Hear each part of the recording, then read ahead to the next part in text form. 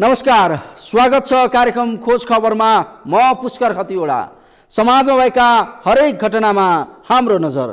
जनताको सूचना पाउने अधिकारको सम्मान हाम्रो अभियान। त्यसैले समुन्नत र समृद्धशाली समाजको यात्रा खोज खबरको अन्तिम अभिष्ट अनि गन्तव्य हो। तपाईँ हामीले किन्दा पेट्रोल 150 रुपैयाँ पर्छ, तर 150 रुपैयाँमा बेच्ने पेट्रोलको खास मूल्य चाहिँ केवल 93 रुपैयाँ 76 पैसा छ भन्दा पत्याउनु हुन्न होला। अझ 93 रुपैयाँमा किनेको पेट्रोलमा सरकारले करिब 60 रुपैयाँ थप्छ र कर भन्दै आफै लिन्छ। अनि यसैका कारण पेट्रोलियम पदार्थको मूल्य आकाशीयको हो भन्दा पत्याउन गाह्रो होला। तर सत्य चाहिँ यही हो। सरकारले 1 लिटर पेट्रोलमा करिब 60 रुपैयाँ कर लिएकै कारण 93 रुपैयाँमा किनेको पेट्रोल जनतालाई 150 रुपैयाँ पर्न गएको हो। त्यसो भए निगमलाई घाटामा पारी पारी किन सरकारले कर लिन्छ त? के छ त्यसको वास्तविकता? हेरौँ यो रिपोर्ट। सरकारले लिएको करले महँगो बन्यो पेट्रोलियम पदार्थ। 1 लिटर पेट्रोलमा सरकारी कर 59 रुपैयाँ 48 पैसा। निगम भन्छ 150 रुपैयाँमा बेच्दा पनि घाटा छ।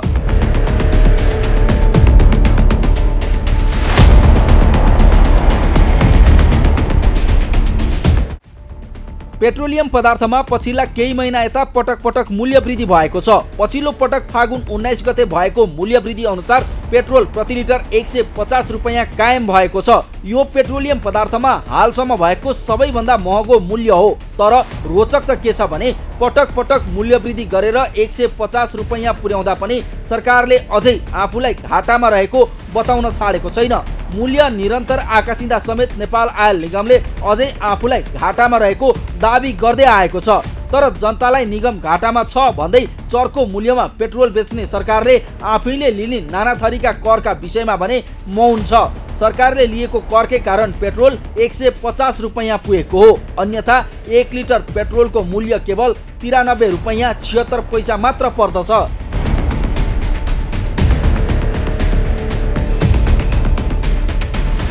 यसरी केवल 93 रुपैयाँ 76 पैसा प्रति लिटर पर्ने पेट्रोल 150 रुपैयाँमा बेच्दा पनि सरकारले आफूलाई घाटामा रहेको दाबी गर्दै आएको छ। तर त्यही सरकारले भने पेट्रोलियम पदार्थबाट दैनिक करोडौं भन्दा बढी कर लिइरहेको छ। अहिले प्रति लिटर पेट्रोलको खरिद लागत 166 रुपैयाँ 28 पैसा पर्दछ भने निगमले 150 रुपैयाँमा बेच्दा पनि 16 रुपैयाँ 28 पैसा घाटा बेहोरेको बताएको छ।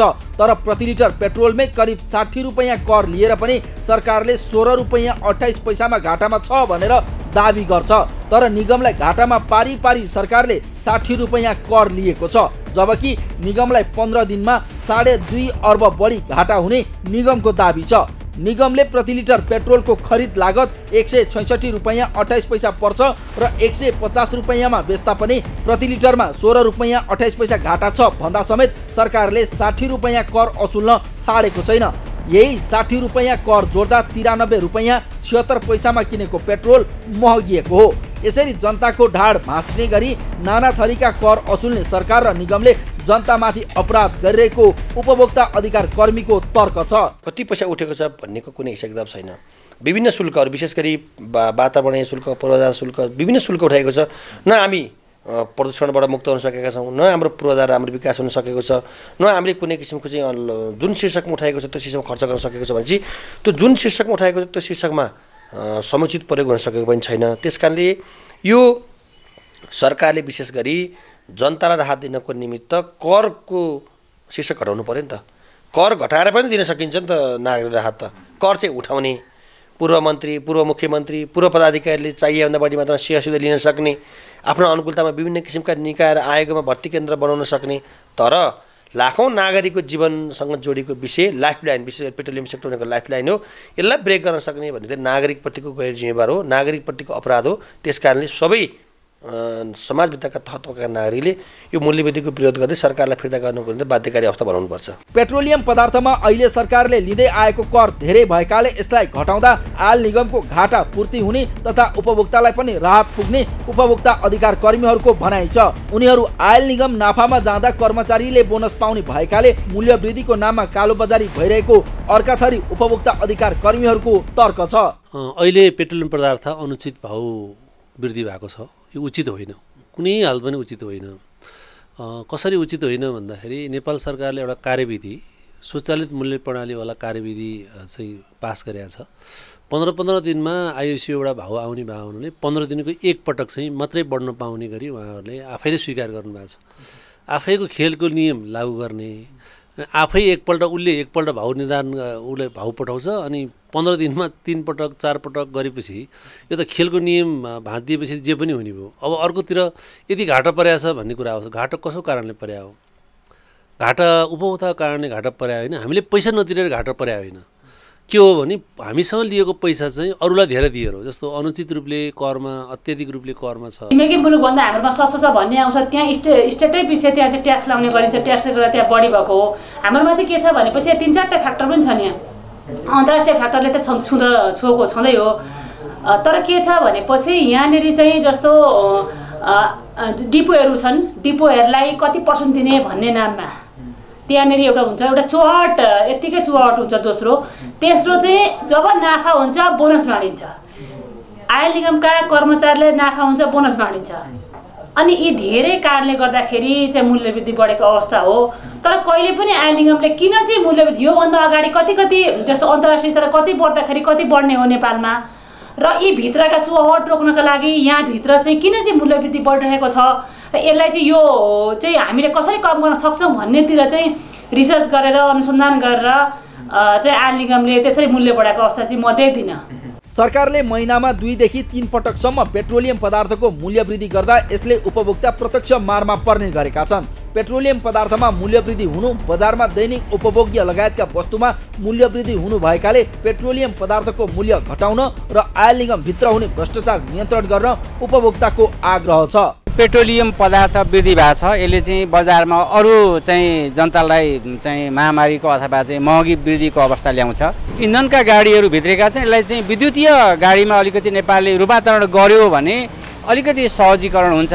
विद्युत चाहिँ अलिक सहज र चाहिँ अलिक भाउ घटायो भने चाहिँ जनतालाई अलिक राहत पुग्छ। अब विश्वव्यापीको उसमा चाहिँ अब पेट्रोलियम पदार्थ बढेकै हुन्छ, यसमा सरकार आफै अनकन्ट्रोल छ। पेट्रोलको जियोस 80सम्म त ठिकै थियो, 145 थियो, अब सजिलो पनि थियो भनौँ न। यसरी बढाएर चाहिँ हुँदैन भन्छु कि म चाहिँ।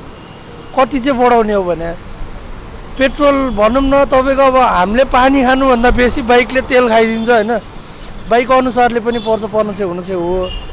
अब कोहीको माइलेज देला ल ठिक छ, उनीहरूलाई ठिक छ। हाम्रो त बेसी खानेलाई त हामीलाई त गाह्रो पर्छ नि त होइन। अब हामी गरिराख्ने मान्छेलाई अब काम गर्ने भनौँ न गरी खान दिँदैनन् जस्तो छ क्या नेपालमा। अब चाहिँ नेपाल सरकार र नेपाल आयल निगम चाहिँ दुईटैको मिलेमतोमा पेट्रोलियम पदार्थको मूल्य वृद्धि गर्ने काम गर्दै आइराखिया छ। र त्यसो हुँदाखेरि पेट्रोलियम पदार्थको एउटा त नेपाल सरकारले कर घटाएर भए पनि पेट्रोलियम पदार्थको मूल्य घटाउनु पर्यो, र अर्को कुरो विकल्प पनि खोज्नु पर्यो, र नेपाल आयल निगमभित्र हुने त्यहाँका चुहावटहरू, त्यहाँका भ्रष्टाचारहरूलाई रोक्नु पर्यो, र त्यहाँ गलत गर्ने त्यहाँ कर्मचारीहरूलाई पनि कारबाही गर्नु पर्यो। हामी दैनिक कामकाज मान्छेहरूलाई त साह्रै गाह्रो मर्का पर्छ नि यसमा त। अब भन्ने बेलामा त 84 रुपियाँमा आउँछ पेट्रोल, बेच्ने बेलामा डबल भाउमा बेच्छ। त्यसै सुन्नमा चाहिँ जहिले पनि निगम घाटामै छ, तर उनीहरूको कर्मचारीलाई बोनस भने बाँडै छ। कसरी बाँधे त बोनस? पछिल्लो 2 महिनामा मात्र 4 पटक पेट्रोलियम पदार्थको मूल्य बढेको छ, जसको प्रत्यक्ष असर उपभोक्तामा परेको छ। तर प्रतिशतका आधारमा कर लिने सरकारलाई पनि फाइदै फाइदा छ। डिजल र पेट्रोलको मूल्य लिटरमा 5 रुपैयाँ बढ्दा सरकारले लिने कर झन् वृद्धि भएर जान्छ। पेट्रोलियम पदार्थमा 5 रुपैयाँ मूल्य बढ्दा मूल्य अभिवृद्धि कर भ्याट बापत मात्र सरकारले प्रति लिटरमा थप 65 पैसा राजस्व सङ्कलन गर्दै आएको छ। यसरी 93 रुपैयाँ 76 पैसामा किनेको पेट्रोलमा करिब 60 रुपैयाँ कर किन लिएको हो? पछिल्लो समयमा जुन अन्तर्राष्ट्रिय बजारमा कच्चा तेलको मूल्य अकस्मात रूपमा चाहिँ एकै दिन चाहिँ $10 बढ्ने, फेरि $1-2 घट्ने, फेरि बढ्ने जस्ता किसिमका जुन क्रियाकलापहरू हामीले देखिरहेछौँ, भइरहेछ, घटनाहरू भइरहेछ। त्यो भएको कारणले गर्दाखेरि त्यहाँ अन्तर्राष्ट्रिय बजारको प्रभावको कारणले गर्दाखेरि निगमले प्राप्त गर्ने मूल्य सूची पनि बढेर आउने र बढेर आएको अनुपातमा सानो अंशमा बढाउँदाखेरि पनि निगमलाई निरन्तर घाटा भइरहने गरेको कारणले गर्दाखेरि निगमले यो बढाउन चाहिँ बढाइरहेको छ यो अवस्था चाहिँ। निगमले करिब 28 अर्ब रुपैयाँ नोक्सानी बेहोरेको दाबी गरे पनि सरकारले भने इन्धनलाई कर सङ्कलन गर्ने माध्यम बनाउन छाडेको छैन। मुलुकभर दैनिक करिब 25 लाख लिटर पेट्रोल र 60 लाख लिटर डिजल खपत हुन्छ। सरकारले पेट्रोलमा मूल्य अभिवृद्धि कर, भन्सार, पूर्वाधार कर सहित कुल सरकारी राजस्व प्रति लिटरमा 59 रुपैयाँ 48 पैसा लिँदै आएको छ। यस्तै डिजलमा प्रति लिटर 42 रुपैयाँ 16 पैसा सरकारले लिन्छ। उपभोक्ताले प्रयोग गर्ने 1 लिटर पेट्रोलमै भन्सार शुल्क 25 रुपैयाँ, पूर्वाधार कर 10 रुपैयाँ, सडक मर्मत सम्हार शुल्क 4 रुपैयाँ, प्रदूषण शुल्क 1 रुपैयाँ 50 पैसा, मूल्य स्थिरीकरण कोष 1 रुपैयाँ 10 पैसा र मूल्य अभिवृद्धि कर भन्दै 15 रुपैयाँ लिँदै आएको छ। यसरी लिँदै आएको करको दर घटाउने हो भने मात्र उपभोक्ताले राहत पाउँछन्। सरकारले निगमलाई घाटामा पारी प्रति लिटर 60 रुपैयाँ कर लिएकै कारण 93 रुपैयाँ 16 पैसामा किनेको पेट्रोलको मूल्य 150 रुपैयाँ परेको हो। खोज खबरका लागि क्यामेरामा दिनेश सार्कीका साथमा जीवन राणामाट र नरेन्द्र महताराको रिपोर्ट। हो, बजारमा अहिले पेट्रोलको मूल्य 150 रुपैयाँ लिटर छ। यो पेट्रोलको अहिलेसम्मकै सबैभन्दा महँगो मूल्य हो। तर 150 रुपैयाँमा पेट्रोल बेच्दा पनि आयल निगमले आफूलाई 1 लिटरमै 16 रुपैयाँ 28 पैसा घाटा छ भन्दा समेत सरकारले करिब 60 रुपैयाँ कर लिइरहेको छ। जबकि भारतसँग निगमले किनेको पेट्रोलको मूल्य भने केवल 93 रुपैयाँ 76 पैसा छ। अर्थात् आयल निगमलाई घाटामा पारी सरकारले 60 रुपैयाँ असुलिरहेको निगमको तर्क छ। निगम घाटामा छ छैन, घाटामा भए के हुन्छ त्यो हेर्नुपर्ने सरकारले जनताकै ढाड सेक्ने गरी चर्को राजस्व र कर असुलेर पेट्रोलियम पदार्थ बेचिरहेका छन्। कार्यक्रममा एकैछिन ब्रेकपछि म्याग्दी र स्याङ्जामा देखिएको विद्युतका समस्या सम्बन्धी प्रसङ्ग लिएर उपस्थित हुनेछौँ। हेर्दै गर्नुहोला।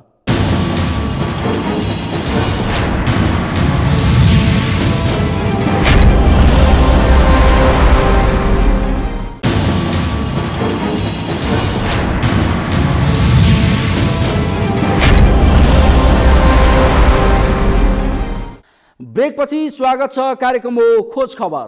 म्याग्दीको मालिका गाउँपालिकामा 3 वर्ष अघि नै बिजुली बत्ती बलिसक्नु पर्ने थियो। तर यो देशको नियति त उही हो। निर्माण व्यवसायीका लापरवाहीका कारण बिजुली ल्याउन भनेर लगेका पोल समेत नगाड्दा मालिकामा अझै बिजुली पुगेको छैन, बरु ती पोललाई झाडीले पुरेको छ। यता स्याङ्जाको वालिङ नगरपालिकालाई स्मार्ट सिटी बनाउने सरकारले घोषणा गरे पनि मुख्य बजार क्षेत्रमै रहेका अव्यवस्थित तारले स्मार्ट सिटीलाई गिज्याइरहेका छन्। के छ त्यसको वास्तविकता, हेरौँ यो रिपोर्ट। म्याग्दीको मालिका गाउँपालिकामा विद्युतीकरण योजना अलपत्र।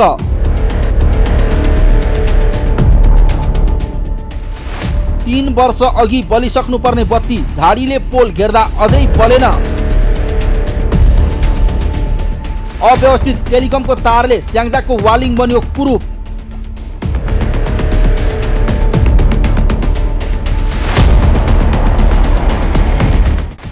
सरकारले स्याङ्जाको वालिङ नगरपालिकालाई स्मार्ट सिटी बनाउने घोषणा गरेको छ।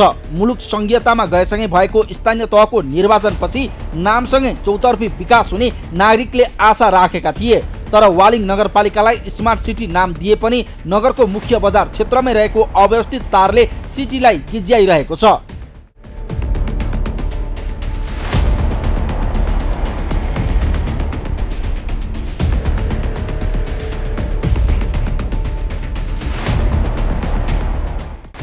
वालिङ बजारमा टेलिकम तथा इन्टरनेटका तार व्यवस्थापन हुन सकेको छैन।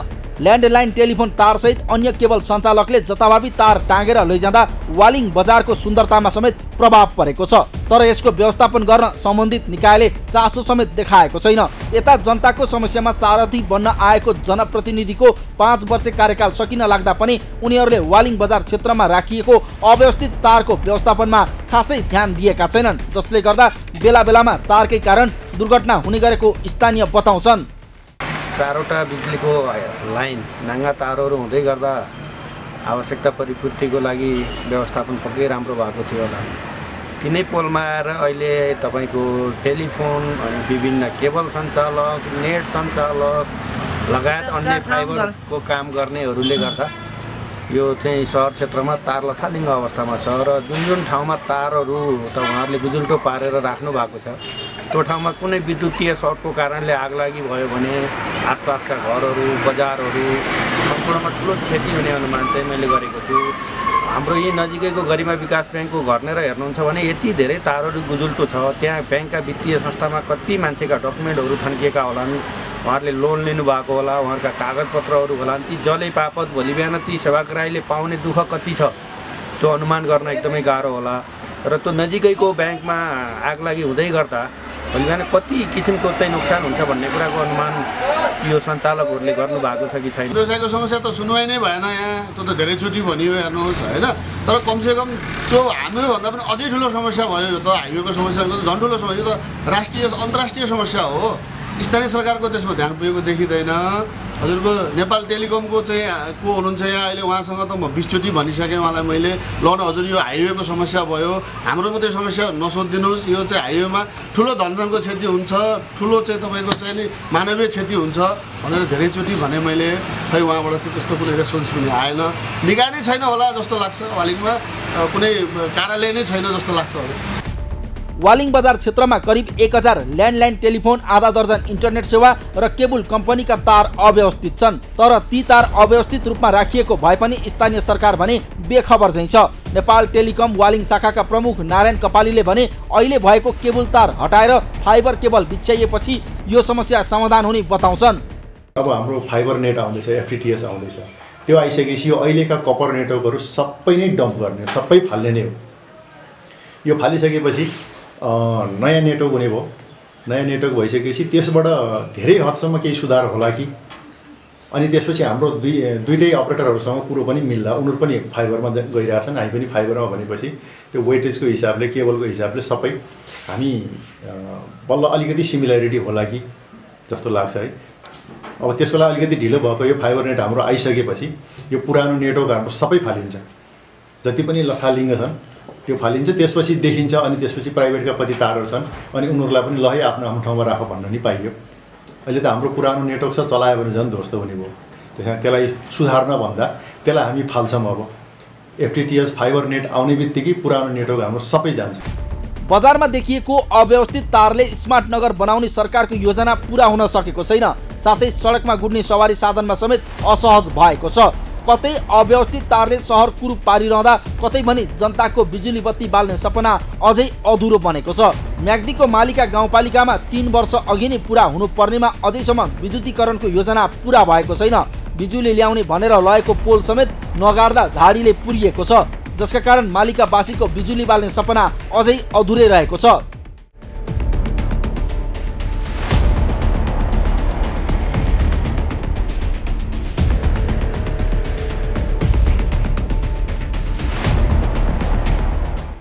पर्वतको मिलनचोकदेखि म्याग्दीको मालिका 6 रातोढुङ्गा जोड्ने प्रसारण लाइन 3311 केबी क्षमताको रातोढुङ्गा सब स्टेसन र आसपासका 3वटा ओडामा विद्युतीकरण गर्न नेपाल विद्युत प्राधिकरणले सन् 2016 मै सुरु गरेका आयोजना अलपत्र परेको छ।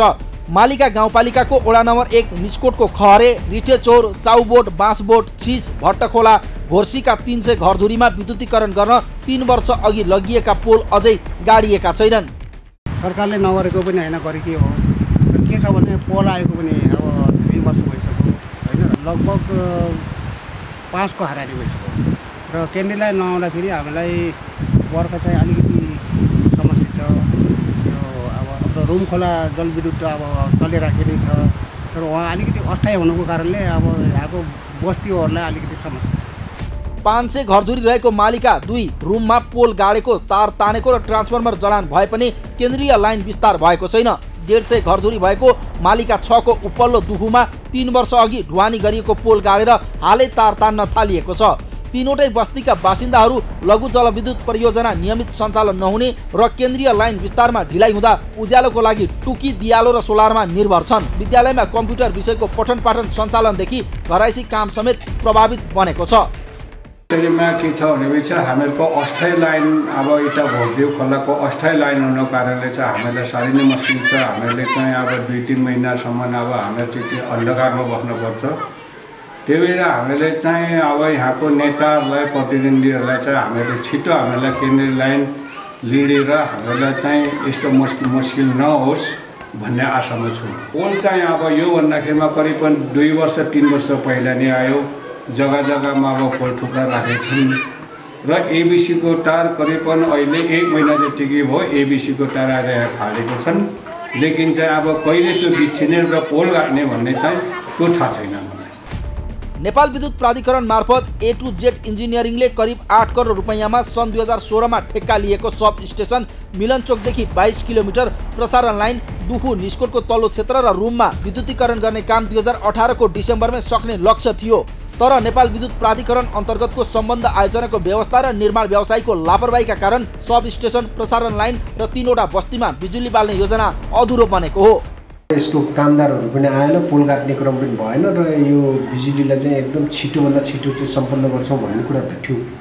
तर अब उसको ठेकदारको कारणले हो या विविध किसिमको कारणले देशको परिस्थिति के हो त्यसले गर्दाखेरि यो चाहिँ समयमा काम सम्पन्न हुन सकेन। विगत 2 वर्षदेखि नै यो पोलहरू चाहिँ बाटोमा अलपत्र छन् र हाल आएर एकदम जनप्रतिनिधि यहाँका जनताका चाहिँ आक्रोश यहाँका सबैले को आवाजहरू चाहिँ उठेको हुनाले जनप्रतिनिधिले चाहिँ पहल गरेर विशेष गरेर गाउँपालिकाको अध्यक्ष लगायत हामी वडा अध्यक्ष जनप्रतिनिधिहरू सबैले पहल गरेर जस ठेकदारलाई चाहिँ बारम्बार चाहिँ पहल गर्दा पनि ठेकदार चाहिँ सम्पर्कमा नआउने र सम्पर्कमा आए पनि एकदम तालतुले प्रवृत्ति भएको हुनाले अहिले चाहिँ थोरै मात्र पनि केही चाहिँ अब तार सारहरू अब त्यो एबिसी केबुलको तारहरू अनि अरू केही सामानहरू प्राविधिक सामानहरू चाहिँ झारेर चाहिँ दुखु लेख्न काम भइरहेको छ।